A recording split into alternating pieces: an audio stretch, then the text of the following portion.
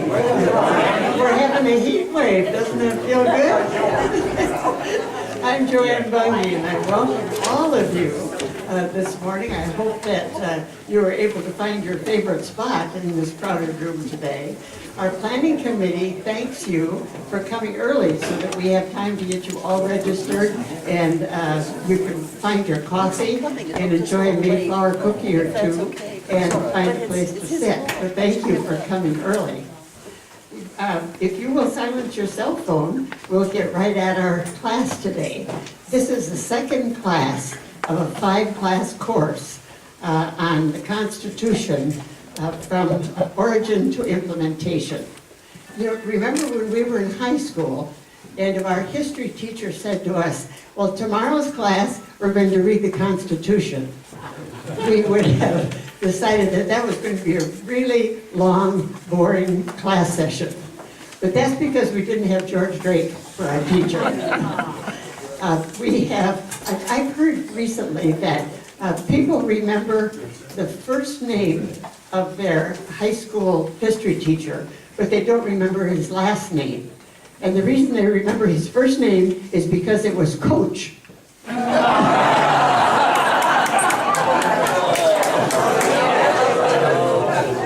Aren't we lucky to have the Professor Emeritus of History at Grinnell College to teach us about the Constitution this class. I'm very happy to introduce Professor George Drake.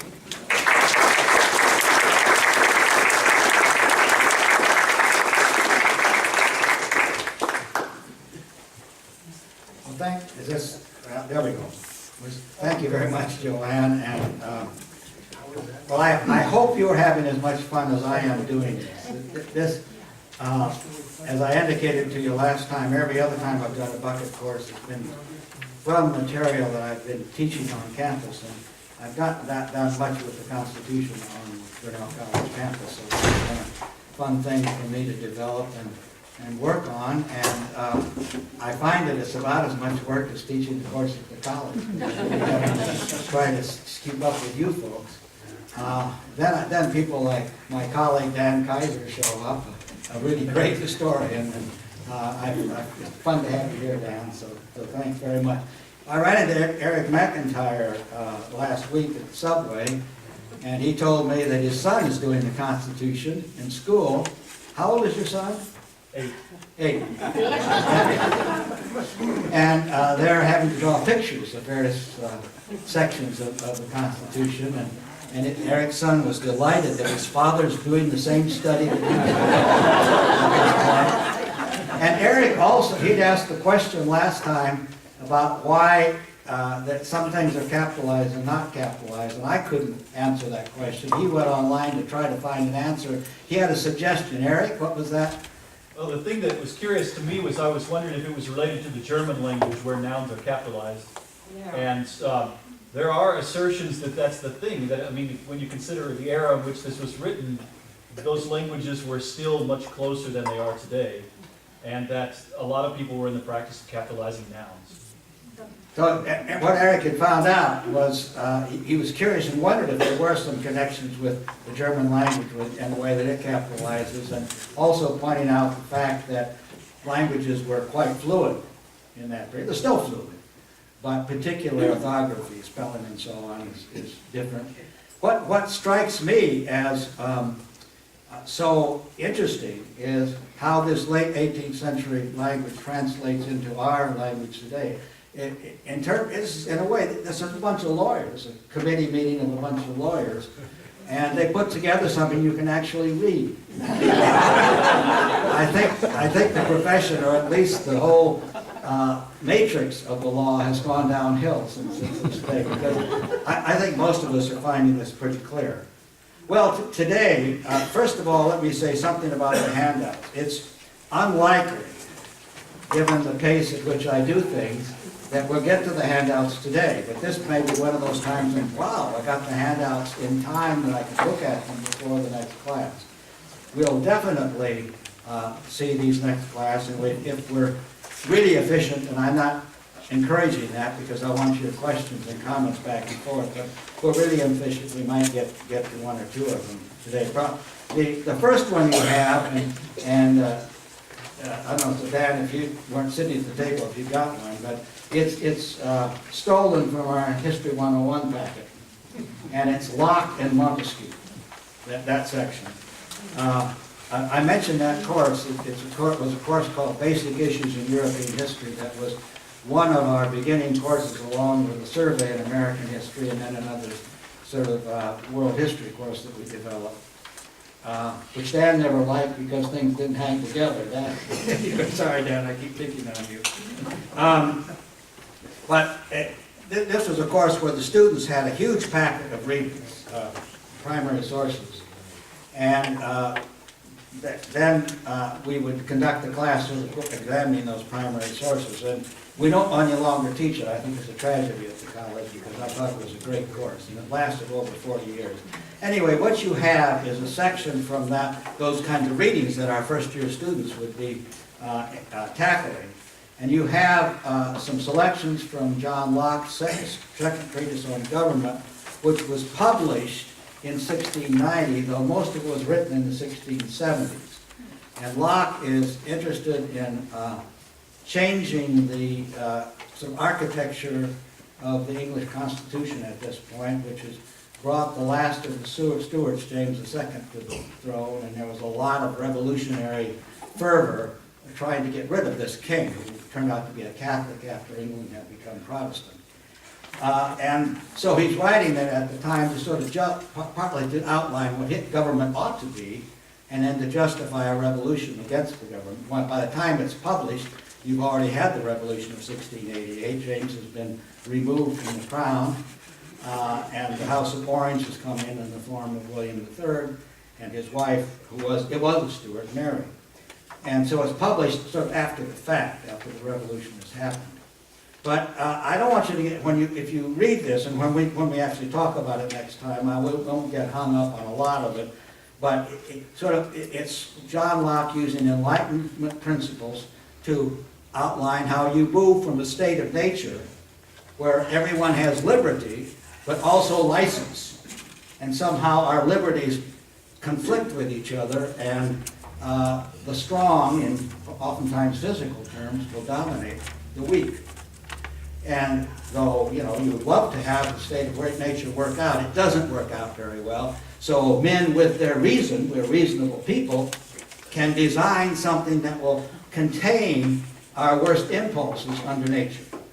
And that's the polity or government. And so that is here. He also has a fairly long section which we included on property and how people, by investing their labor, acquire property. You shouldn't have any more property than you can actually use because it'll spoil, but then we create a monetary system which substitutes for the actual things in property and so on. So what's nice about this, you sort of see the way these Enlightenment thinkers sort of reason through things. They believe in the power of human reason. It's a very reasonable argument. Well, James Madison knew his Locke very well.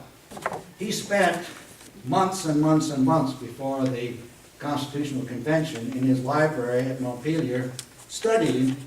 He already knew something about them. He was a Princeton, or College of New Jersey it was called, graduate. So he was a very well-educated person. But he did spend a lot of time preparing himself for this process of creating a constitution. So he knew his Locke. Then the second of the readings in that section is Montesquieu from the middle of the 18th century, the Spirit of the Laws. There's a little bit from the Persian letters, you can ignore that, but the Spirit of the Laws. And Montesquieu is the great guru of the separation of power. And he talks about the state of nature and the fact that everybody seems to have a different definition of liberty. And probably the best way to produce liberty, because there are issues of power, is to pit power against power. And if you pit power against power, you can then emerge with a polity that provides a certain degree, at least as much as humans can achieve, of liberty and control and a stable society. So he has the idea that the executive, the legislative, and the judicial should be separate.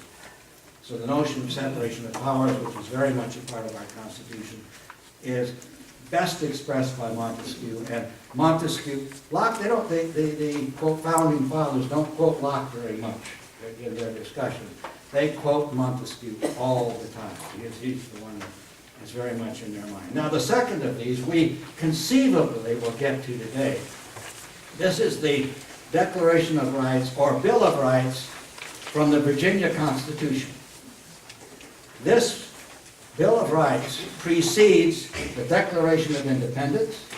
It was June 12, 1776 that this was approved, and the Declaration of Independence is July 4th, 1776. So about 3 weeks before the Declaration of Independence, we have the Virginia Bill of Rights.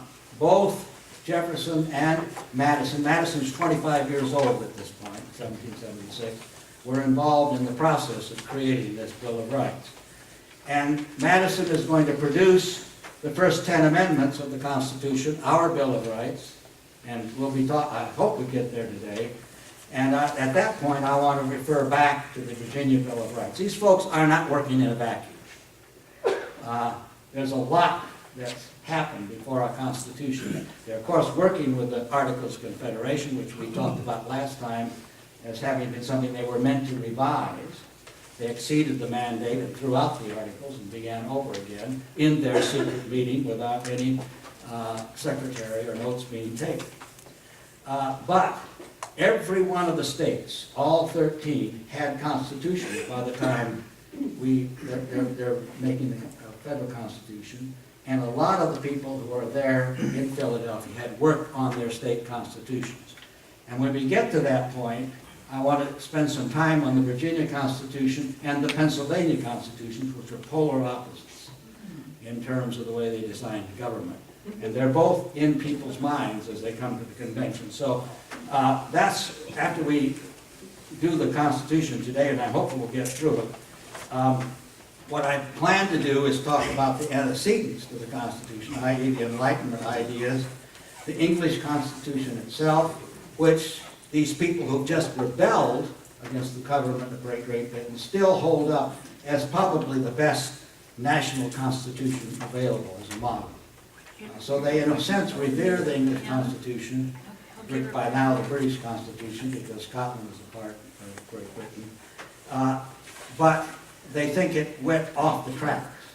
And so they'll think, this will come up in our discussion today, ways in which they're trying to hedge against the problems of what they see in the English Constitution. Then we'll look a little bit at the state constitutions, and finally we'll look at the Articles of Confederation. That's after we've gone through the Constitution. Then in following classes, I'm intending to dig into the convention itself and the kinds of compromises that they made, and look at the ratification process, and then finally look at the development of the national government under the Constitution and a few of the themes that lead up to the Civil War, because we're going to point out today, we've already done that where we began last week with the 3/5 clause in the first article, the ways in which slavery is embedded in the Constitution. And remember, I made the point that we would absolutely never have had this Constitution. We might not have had a nation if they tried to deal with slavery at that time. And we know slavery almost broke us in half at the Civil War period. It was it's that fissure that divides north and south, rural and urban and so on in our society.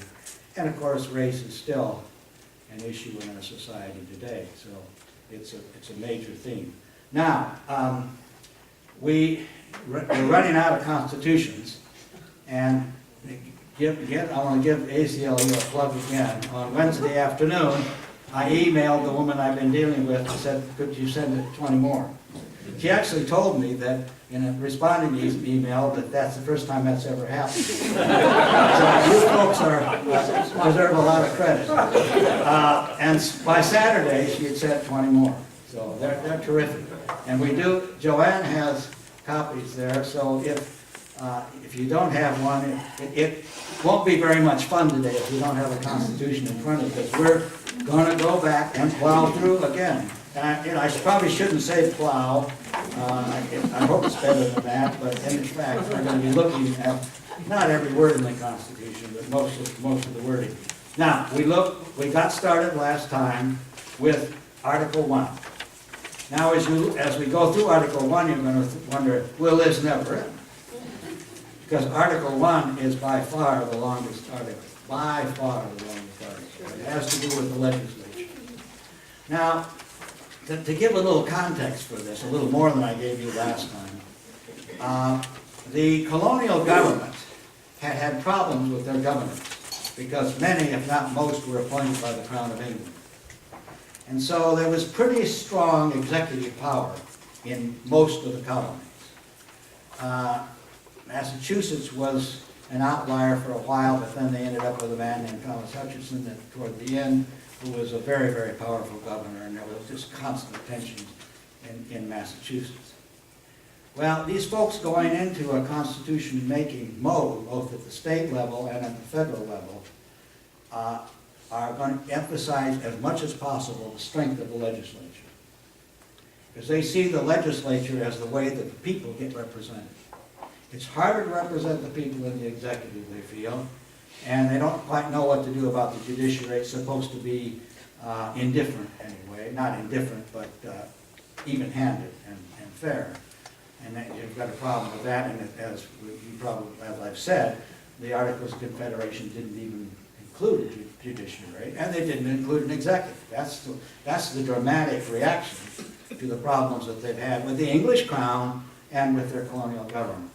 So they're going to make a strong legislature, and that's the primary focus. Now, that's not to say they're not quite concerned with how you construct an executive and a judiciary, but their primary focus is on the legislature. But James Madison, who sat in the Virginia legislature during the Revolutionary period, saw a lot of stock jobbing, a lot of people elected that he thought were not appropriate for leading the state of Virginia. And he comes into the Constitutional Convention kind of anti-legislature. And he's got, it's like a patina on top of his core beliefs. He believes in representative government, a Republican form of government. He doesn't believe in out-and-out democracy, but in a Republican form of government where people who are properly educated have the proper moral and ethical principles and so on, should be the leaders of government. And he saw a lot of people elected in Virginia who didn't think represented either the intelligence or the moral fiber. So he's pushing hard for an executive. And I said last time, and I so firmly believe this, it's interesting to see how our Constitution would have worked out if we didn't have George Washington leading in the wings. They knew he would be their president, and they trusted him. So they were willing to create an executive, of a single executive. They argued this at the convention, whether it should be 3 people or 1 person. And were able to want to create a singular executive with considerable powers. And when we get there, and we'll get there pretty soon this morning, first thing they say about the powers, commander-in-chief. Well, you trust George Washington to be commander-in-chief. He's, after all, commander of the Continental Army. So it's, in a way, designed around George Washington. But by no means does everyone accept that you should have an executive. Pennsylvania didn't have a governor in its original constitution. I'm looking at Tom, he is Pennsylvania. Well, anyway, we'll get there. All right, now where we are is on page 4, in the middle. That's where we stopped last time. Right in the middle of the page. And so I'll pick up here. We're in the section on the Senate, which is section 3 of Article 1. The Senate shall have the sole power to try all impeachments. When sitting for that purpose, they shall be on an oath or affirmation. When the President of the United States is tried, the Chief Justice shall preside, and no person shall be convicted without the concurrence of 2/3 of the members present. In fact, most of the state constitutions had impeachment clauses. You know, they're worried about the executive. How do you get rid of them once you have them? Well, we're going to have an impeachment process. But, and almost all the state legislatures had the larger house, the one that was meant to be representative of the people, that would bring the charges. And then where do you go to trial? The Attorney General of Virginia is the one who tries the impeachment in the Virginia Constitution. It doesn't go to their upper house. But, and Madison went into the convention saying, I'm not sure how we should do this. And this is what they end up with, is the Senate, the upper house will try, the lower house will bring the charges, and then somebody's got to preside over the trial. Chief Justice of the United States does that. So that's our process. Anyway, we'll go on. By the way, I was interested, I was looking at this morning, shall be by an oath or affirmation. I think, and anyone who has an idea about this or knows, sing out. I think it's to say, when you're doing this, all political considerations aside, you are a trial jury, and you should be as objective as any human being can be. So, on your oath of objectivity and fairness in this process, I think that's Jim's done a lot of teaching of the Constitution in his active life, so he's shaking his head. I take that as an affirmation.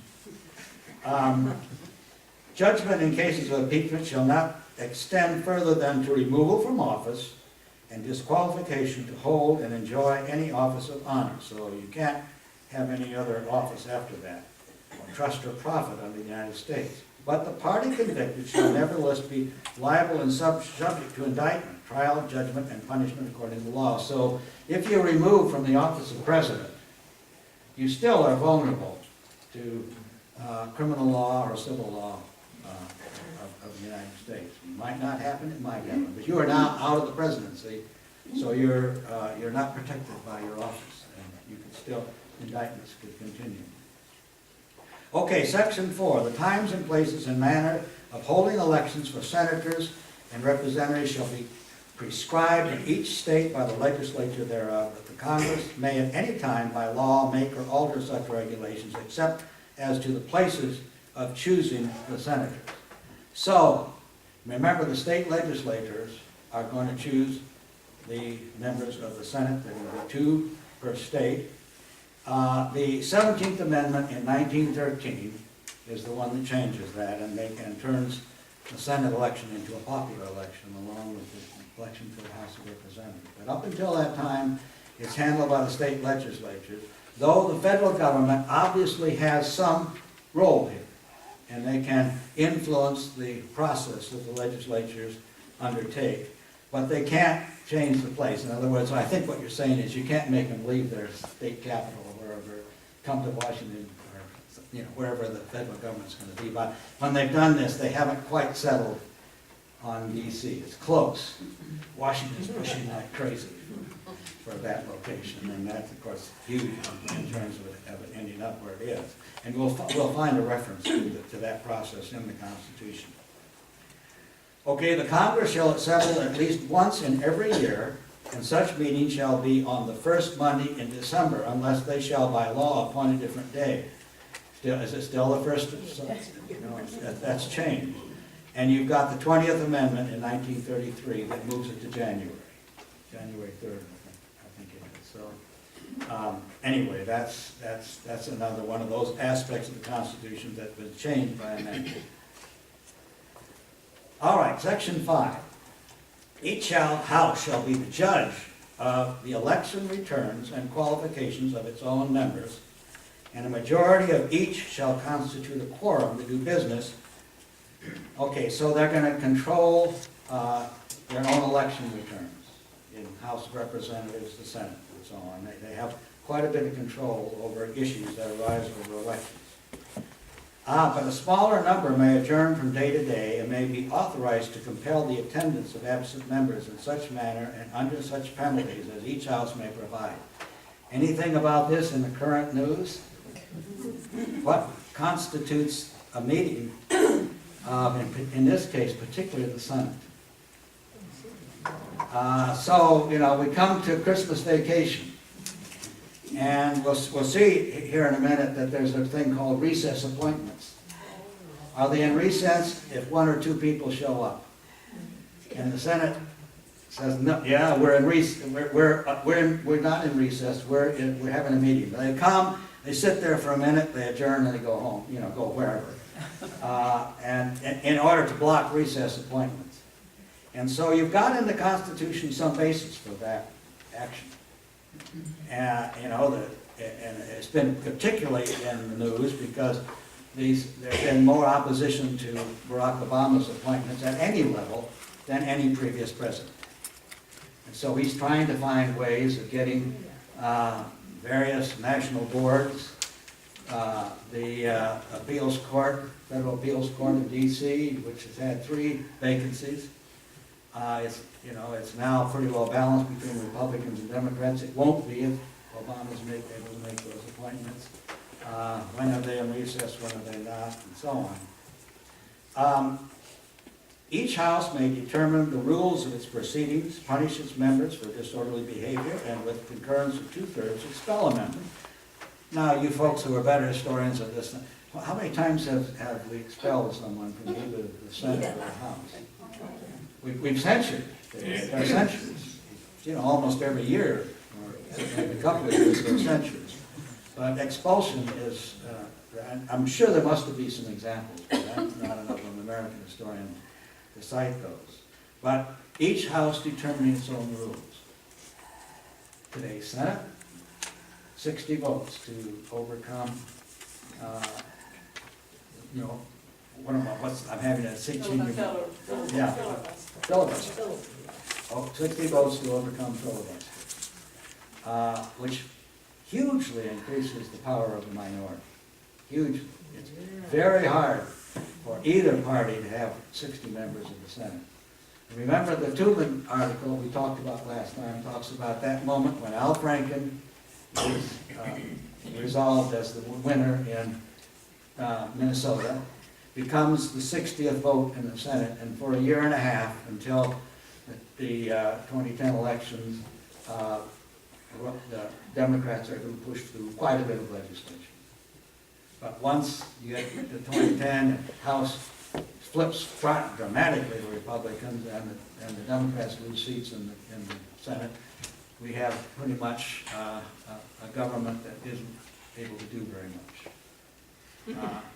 All because the rules are to be made within the House. And it's a perfectly reasonable rule. And you keep pointing out the 60-vote rule is just a rule of the Senate, not a part of the Constitution. But it's supported by the Constitution. If the Senate wants to do that, they have a constitutional basis for doing so. Okay, each House shall keep a journal of its proceedings and from time to time publish the same, excepting such parts as may in their judgment require secrecy, national security issues, and so on.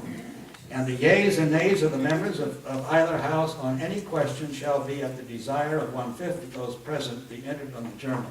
I think that 1/5 is almost always there. I mean, it seems to me you get almost every, vote. And you get all this business now because this is, good public policy. You shall publish what you're doing. And so you get this very interesting phenomenon of people voting yes one time and no one time, and they can say either thing. They go, I voted yes for that, or I voted no for that. It happens more often than one would like to think. But it's published. It's well known. Of course, in today's world, you don't have to actually read the journals of the House or the Senate. You can find that in other ways. Neither House during the session of Congress shall, without consent of the other, adjourn for more than 3 days, nor to any place than that in which the 2 houses shall be sitting. Let's keep them together. So if the House is not in session, the Senate won't be in session, and vice versa. So again, a reasonable thing to do. They are 2 subdivisions of one legislature. They're commons. I was thinking about that the other day. You know me well enough to know I'm a Bruce Braley supporter. I was going to write a check. Braley for Senate? Braley? No, it's Braley for Congress. They're generically the House and the Senate is part of the same Congress. Okay, so now we're on page 6, section 6. And stop me if you've got questions, but I'm going through this fairly fast because, there's Well, I'm a historian. I love getting back into the origins and so on, but now I'm being a political scientist. I don't know, I'm not a constitutional lawyer, but, so anyway. The senators and representatives shall receive a compensation for their services to be ascertained by law and paid out of the Treasury of the United States. I'll stop here. This is an issue in the 18th century because the notion is that government, in most places, is carried out by people of means and substance. And the vote is carried out by people of means and substance. Is it right to be paid to serve in Congress or as president? Washington was in and out of it. Washington was one of the wealthiest men in America in terms of land, and land was the greatest source of wealth. And he never took any pay as general. He did accept the pay as president. And Washington, by the way, he could be exceedingly a very tough landlord. He wanted his fair share of his property.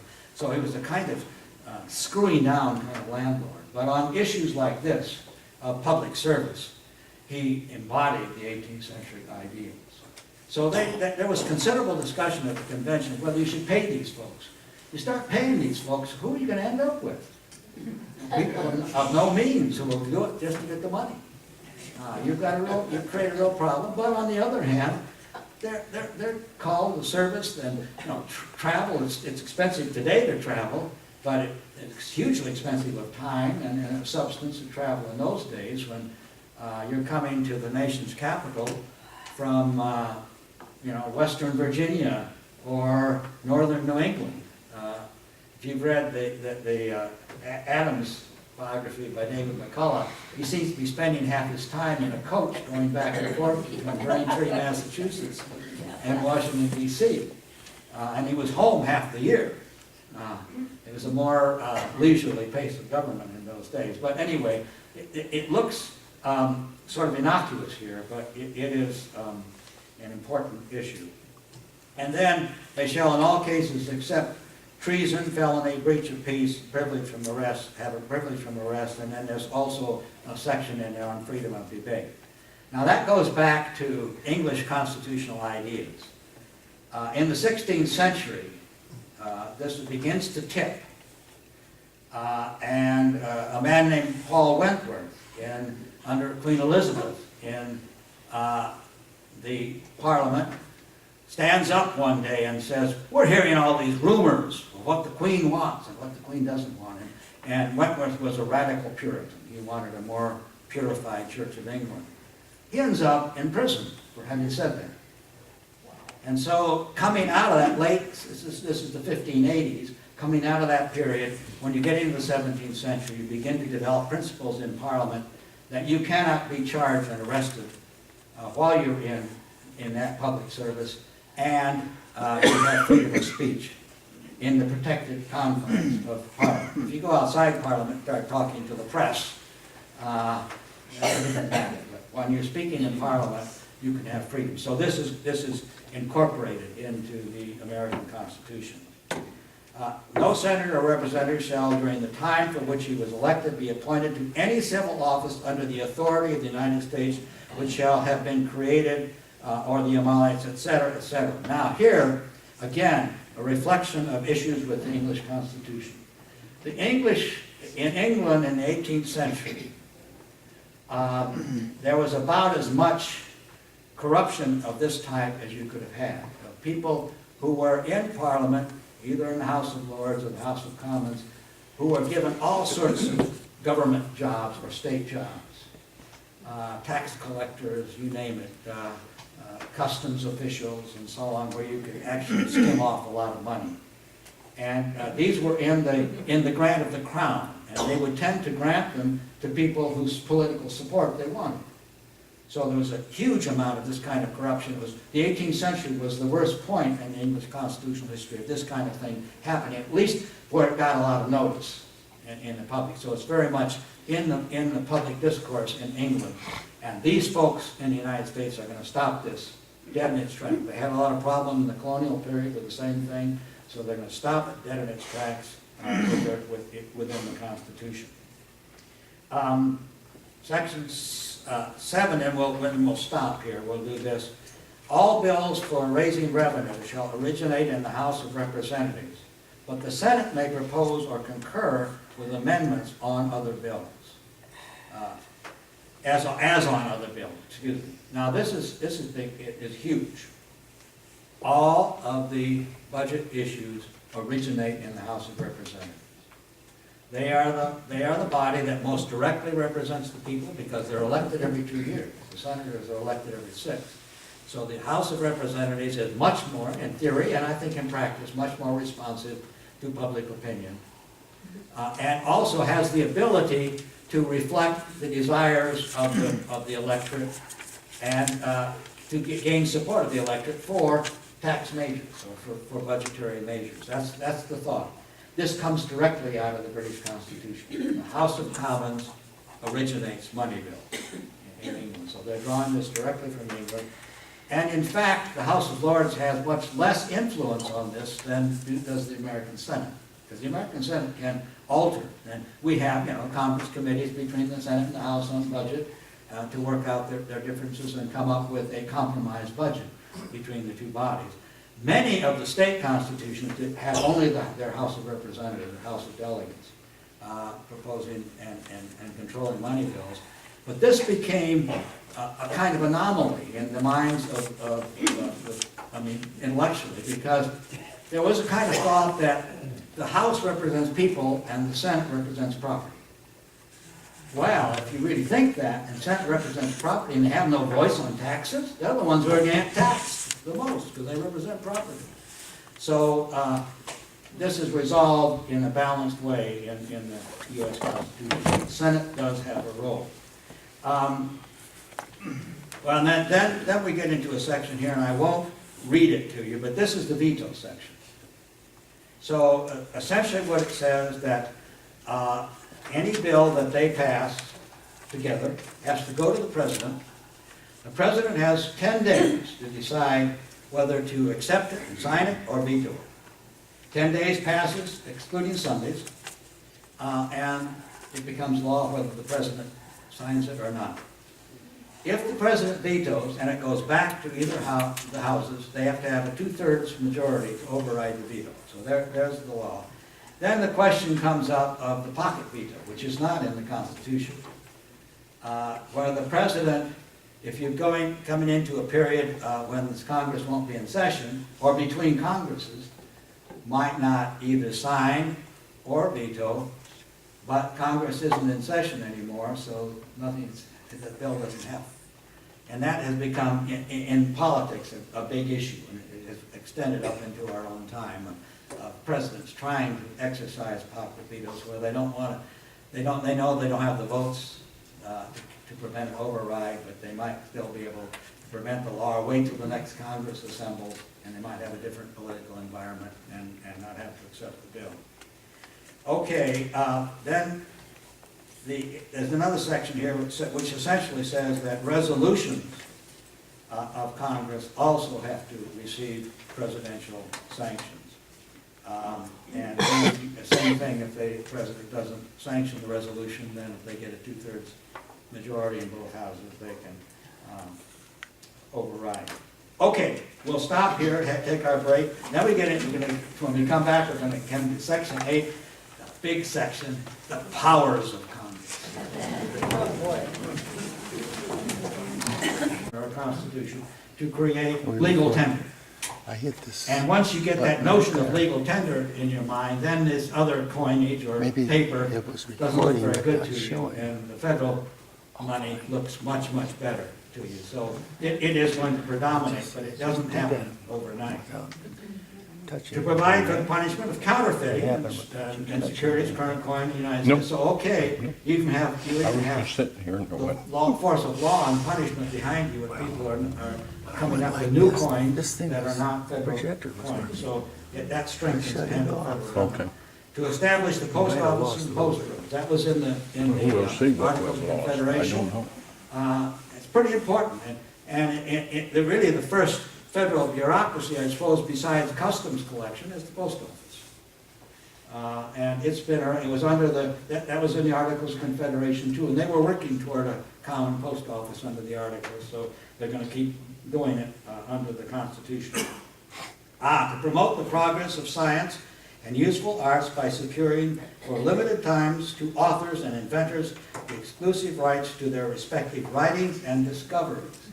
Now that's interesting because, to me anyway, intellectual property is there as well as the inventions that end up with something tangible and hard and useful, not just something written. But right from the very beginning, we are protecting the properties of inventive people, inventions, and intellectual property. So copyright is based in the Constitution. To constitute tribunals inferior to the Supreme Court, when we come to the judicious section, section 3 of the Article 3 of the Constitution, we'll see that it establishes a Supreme Court, but not the other courts. Congress is going to have to step in and do that. So constitutionally, you have just one court, but the whole system of federal district courts and federal courts of appeals will result from congressional legislation to create them. So you're going to have a structure. We have a very complex and interesting structure in this country because we've got the Supreme Court, and then under the Supreme Court, appeals courts, which are going to resolve most problems, disputes. And some of those will go into the Supreme Court. Then you can have district courts, which are the federal courts on the ground. What do we have? How many district courts? We have, what, 3 or 4 in Iowa, I think, federal district courts, I think. I don't think it's more than 3. But there are a lot of them. Every state has several. But then you've got the state system and the state Supreme Court, and the interplay between the federal system and the state system, concurrent jurisdiction and so on, has been worked out over time. There's a fair amount in the Constitution about it, as we'll see, but it's not, all of it is not resolved there. The whole issue of judicial lines in a federal system such as ours. I mean, so many countries are organized top-down, and the local and regional governmental organizations are directly under the national organization. Not in this country. The states created the federal government. The states are always going to be powerful. States' rights versus federal rights, consistent pattern in our society. Okay, to define and punish piracies and felonies committed on the high seas and offenses against the law of nations.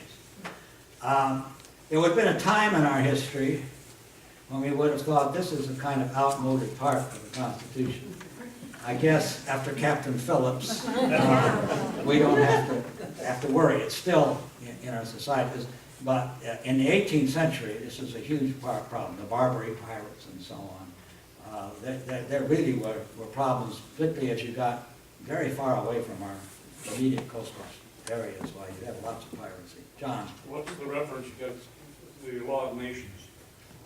Well, it's the reference. John's question is, what's the reference to the law of nations? It really comes out of the 17th century and disputes between England and the Dutch of the Netherlands over freedom of the seas.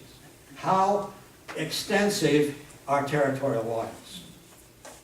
And those two nations kept expanding their territorial. They were engaged in what they thought was a life and death struggle for command of international trade.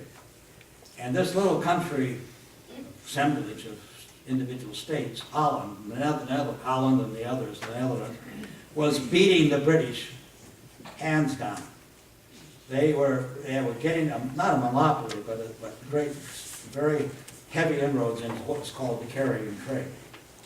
And so, as Grotius, I think, was the Dutch theorist of the law of the seas. And so he publishes a book, and that then becomes a part of the dialogue and the matrix of discussion about trade and freedom of the seas. At what point do you define your territorial waters? The British fought 3 wars with the Dutch. We got New York, New Amsterdam out of the second of those wars. And essentially what they decided is, we've got a stronger Navy than they've got. They may have a better merchant marine, but we can beat them on the seas with our Navy.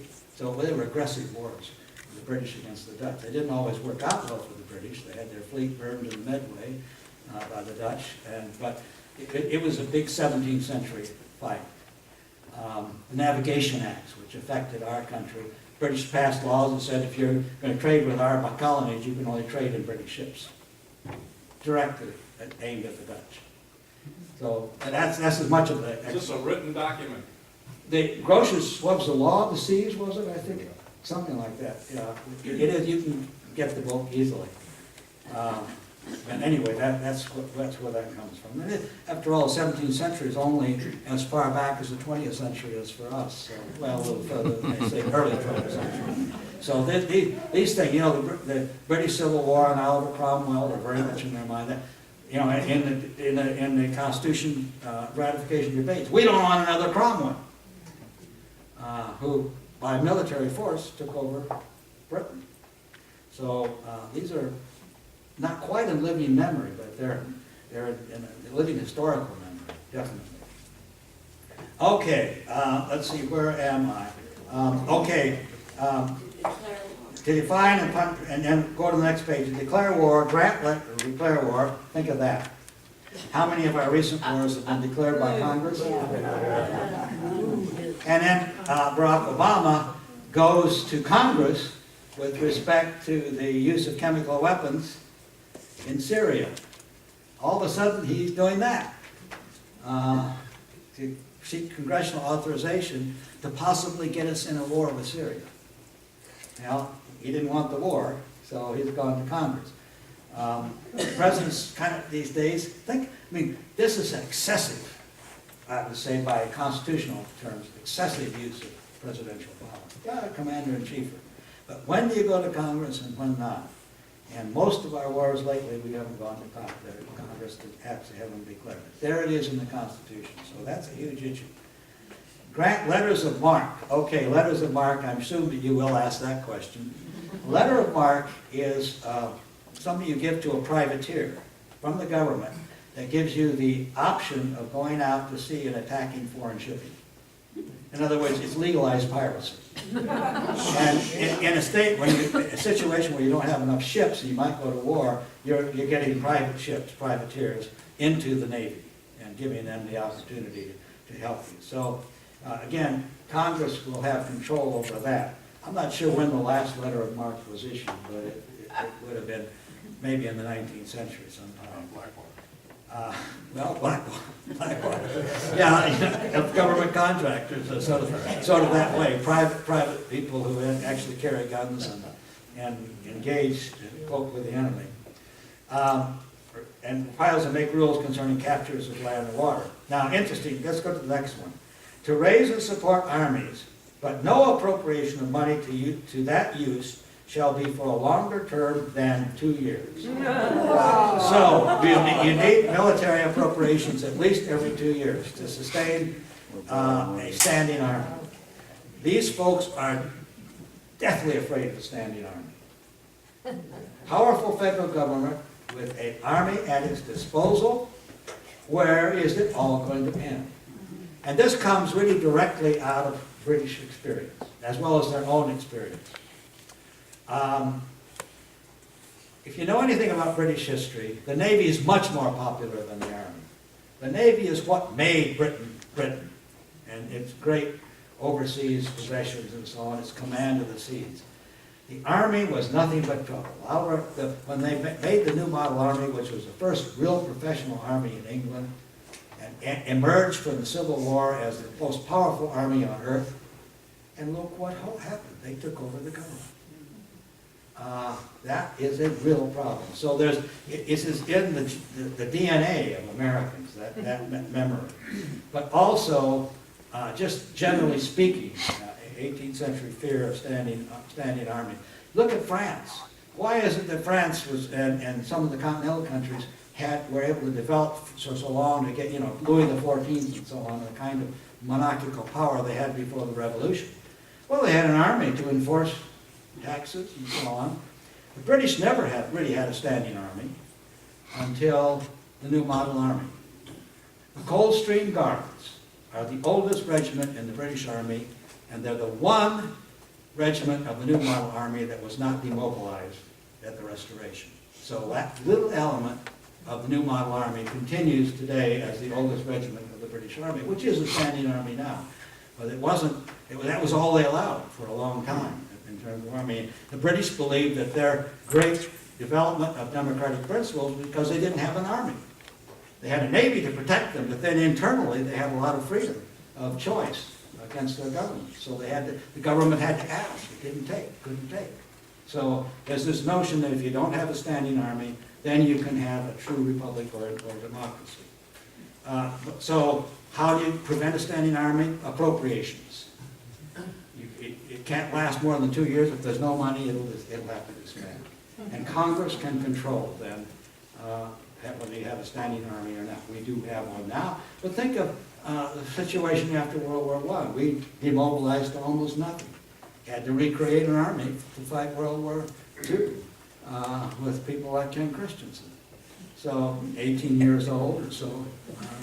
Drafted in the army. Whole society. How longer 18? 18 years old. But since World War II, when we now have assumed our just role in international society, we need a standing army. So we're now at a point where our military appropriations, I think, equal almost the total of the rest of the world. So we're very different from what we were in what the 18th century anticipated. I'm not sure that the originalists would say we should go back to this because they tend to be strong on military appropriations. But this is one element where the original Constitution has been transformed. It's still constitutional, but our politics are very different. Now notice the next one, to provide and maintain a Navy. No restrictions there. So the Navy's okay. The Navy's not going to attack you in Pittsburgh, probably, unless they can get gunboats on the heel of wherever. So there's much less fear of the Navy. And so you don't put the same risk. Plus, you need an ongoing Navy to protect your shores. We are a commercial society and so on, so you do need the Navy. Okay, to make rules for the government and regulate the land and naval forces. Okay, Congress has a lot to do with that. To provide for the calling forth of militia to execute the laws of the Union, suppress insurrections, and repel invasions. We are in a society at this point where every state has its own army, its own militia. And the notion is that those will be trained people who, when you have an immediate emergency, you're not going to have a standing army, probably, but you can pull the militias together. Now, that was not Washington's notion. Washington had a very, very disdainful view of state militias. But he also very strongly believes in civilian rule of the military. So he's not necessarily pushing for a standing army, but he also doesn't think that the militias are going to work out very well. We're going to get, of course, when we get to the Second Amendment, the right to bear arms, to have a well-organized militia. The question is there any other reason to bear arms? And we'll talk about that a little bit later. Okay. Then the next section talks about organizing and arming and disciplining the militia. And what it is a kind of federal oversight to be sure that this, you've got some oversight to be sure that this will be well handled. Now, the bottom paragraph. To exercise exclusive legislation in all cases whatsoever over such districts not exceeding 10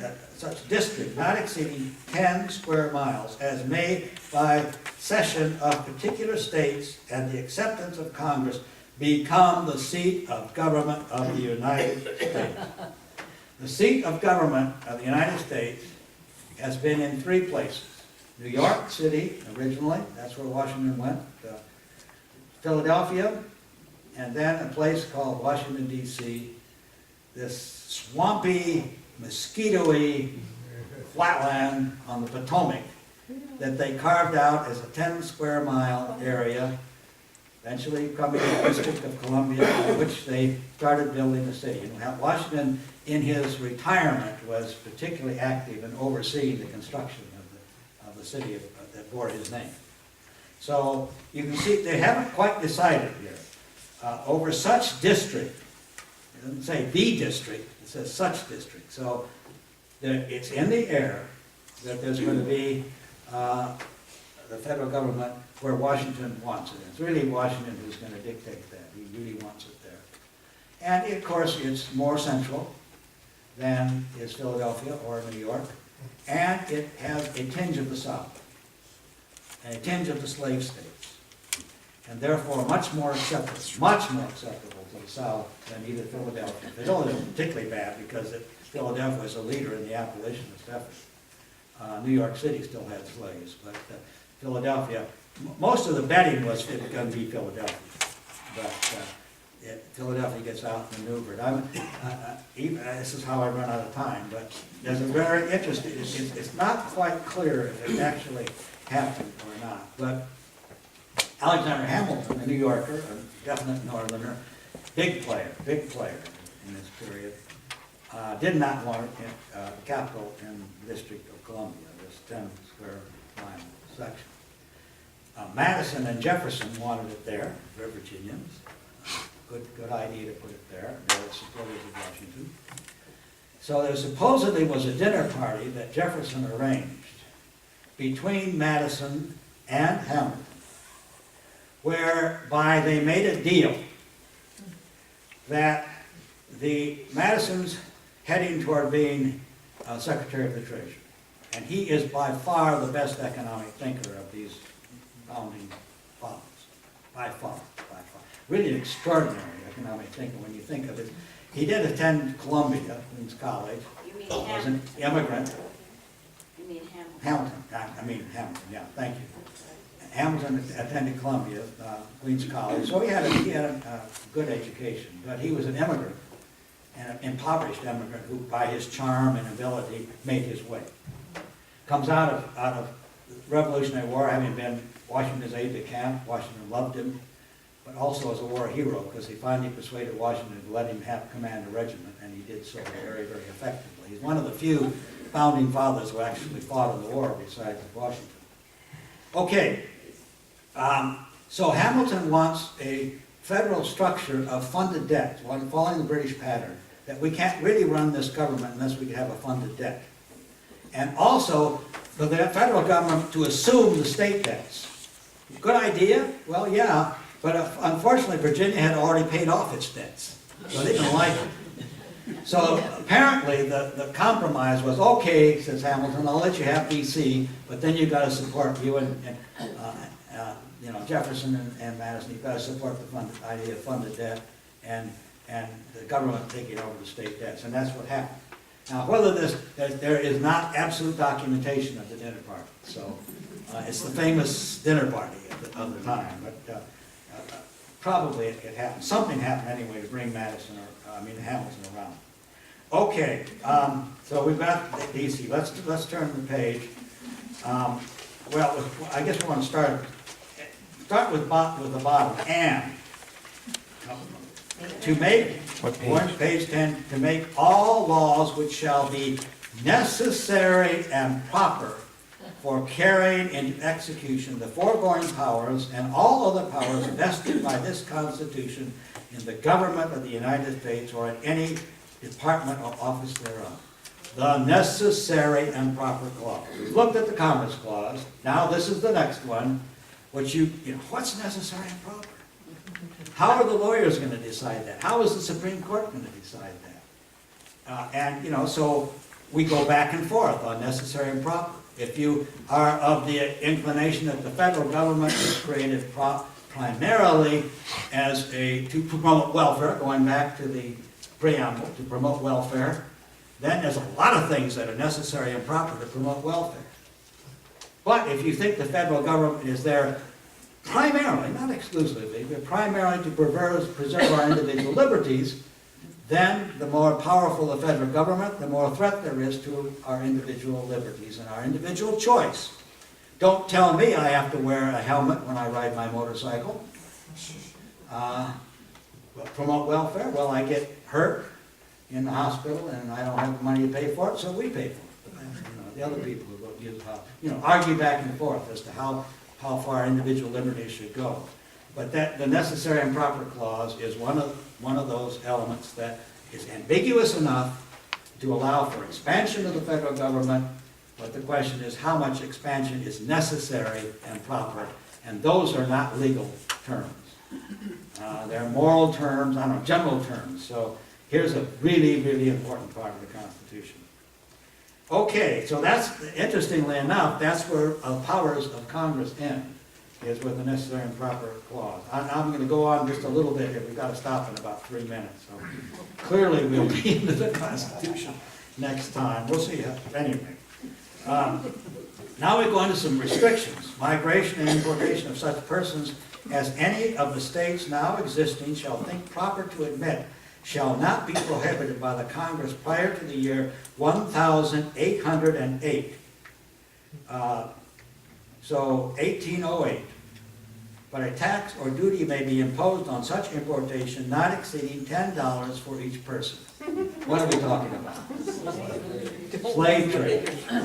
So the slave trade is built in, but with a terminus, at least constitutionally, after 1808. And it's interesting, because in the British Empire, the slave trade was stopped in 1807. So they're almost anticipating that. But it's 20 years, they figure the federal government will get started about 1788. So 20 years, we'll protect the slave trade for 20 years, but only that long. Compromise.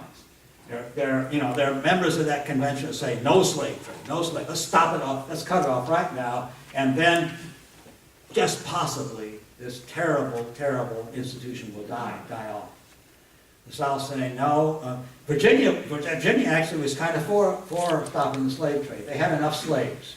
They were converting from tobacco to grain crops, which was less, where you needed fewer slaves. Also, the climate in Virginia and so on was allowed them to reproduce enough slaves to keep up the numbers they needed. So Virginia was willing to see the slave trade in. South Carolina, absolutely not. Absolutely. Utterly dependent on slavery and not able to replenish. So South Carolina, Georgia, and so on were dead set against it. And again, you just need enough states. You got to have 9 states ratify this. Plus, you got to get the votes in the convention. So, yeah, you've got to build in the slave trade, but limited slave trade. The privilege of the writ of habeas corpus shall not be suspended unless when in cases of rebellion or invasion, the public safety may require it. Abraham Lincoln suspended the writ of habeas corpus. There was Washington, D.C., with Maryland, the slave state, and even though they stayed with the Union, a huge sentiment against the federal government and the Civil War. And so Washington, D.C. was under threat from Marylanders, and soldiers were attacked in Maryland. So the first suspension of writ of habeas corpus was in Maryland, and then a little bit later, as you get the draft and people opposing the draft, it was extended throughout the country. So, what was Lincoln justified? He said it's a war measure. We're at war, I'm justified. And it went back and forth. I think the Supreme Court at one point found against Lincoln. Taney was still Chief Justice. So, Dred Scott Taney. Is this the backing of the Patriot Act? Okay, the question is this the backing of the Patriot Act? Do you think so? I mean, I think it probably is, yeah. To the degree that you're going to imprison, because a lot of people are not Americans, but some are, ended up in Guantanamo Bay, were found in the war zone, in Afghanistan and Iraq and so on. Put them in, without due process, put them in, so anyway, yeah, I think you're right. I'm going to stop with this next one. No bill of attainder or ex post facto law shall be passed. Bill of attainder. That comes out of the British Constitution. It was simply a law of Parliament that so-and-so shall be imprisoned or executed. The Earl of Strafford, the primary architect of Charles I's ability to rule England for 11 years without Parliament, which made it look like Parliament's going to be destroyed by Charles I. Strafford was brought on trial once the Civil War started. very early in the Civil War, and the trial was not going well. They could not prove the charges they made against him. Solved the problem, they passed a bill of attainder. The Earl of Strafford shall die, and he did. He said it was cut off by law. No bills of attainder. And so they're going right back to the British Constitution, where government can arbitrarily pass a law that you can be imprisoned or executed. No reason given, but you're a threat. So anyway, huge in our Constitution. Okay, so we'll stop here. I guess what this says to me, we're still in Article 1, but by far the longest article. We'll certainly, one way or another, I'm determined we'll get through it next time. I have two quick questions, Yes. or quick answers. One, $10 per immigrant. They were considering slaves as immigrants. Yeah, well, this was, thank you for asking. This is part of the compromise. If you're going to get a free pass on bringing slaves in, you at least have to pay a capitation tax. You're taxed on slaves. These are imports. So the Southerners didn't want to have to pay taxes, but the compromise was, okay, we can have the 3/5 clause, we can have import, we can have the slave trade, but yes, we will pay. But they paid at 3/5, I see, so not $6. full prison. And the second quick question was, I don't have such quick recall about the question. Reasonable, improper, and these, they did that intentionally, did they not? Yeah, well, yes. The question was this intentional? Necessary and proper, I think, wasn't intentional, and it had to be a triumph of the pro-federal government, strong government. They call it, in 18th century, it's called energetic government. Pro-energetic government, folks, got that in. Thank you. Monty? Just quickly, insurance at one time was not considered interstate commerce, and eventually it was determined that insurance was interstate commerce, but Congress delegated that to the states to regulate. That's why each state now So has... again, there's a compromise, right? In Yeah. other words, it is commerce, but we'll let the states regulate. There's the insurance guy right there. But that's a wonderful example of, something that wasn't thought of at this time. Is that commerce or not? We decided it was, but states will do it now. All right, thank you all very much.